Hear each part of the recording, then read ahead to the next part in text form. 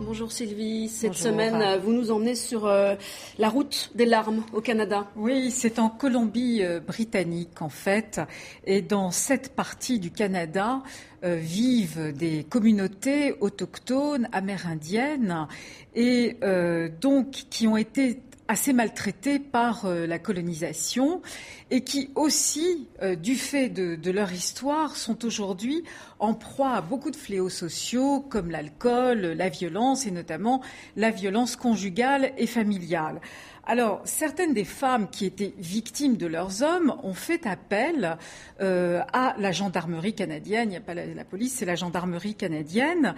Et l'organisation Human Rights Watch vient de révéler que certaines de ces femmes avaient été victimes, abusées par des gendarmes canadiens. 50 témoignages ont été recueillis. C'est vraiment une terrible double peine, on pourrait dire. Alors, il y a cette double peine, mais il y a aussi des meurtres non élucidés de Voilà, femmes. parce que le long de cette route vivent donc ces communautés et sur cette route ont été assassinées une centaine de femmes, des meurtres qui n'ont jamais été élucidés faute de réelle enquête. Donc il n'y a pas de procès. Et donc il y a des panneaux qui mettent en garde les Amérindiennes contre ce qu'elles pourraient subir. On pense que ce sont des Canadiens blancs, entre guillemets, qui ont perpétré ces meurtres.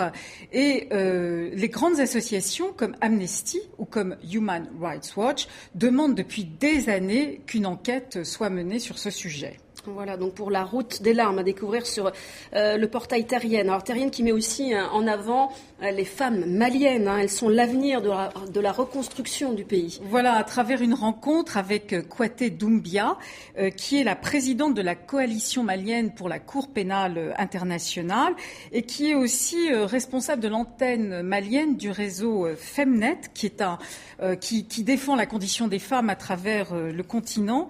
Et ce que nous dit Kouaté Doumbia, c'est que la reconstruction du pays ne pourra pas se faire sans les femmes et surtout ne pourra pas se faire sans qu'on juge les hommes qui, dans le nord du Mali, ont perpétré des violences contre les femmes à travers des viols, des agressions verbales et aussi en les mettant en prison. Il y avait une grande prison de femmes à Tombouctou parce que elles ne respectaient pas leur interprétation très rigoriste des textes du Coran. Voilà.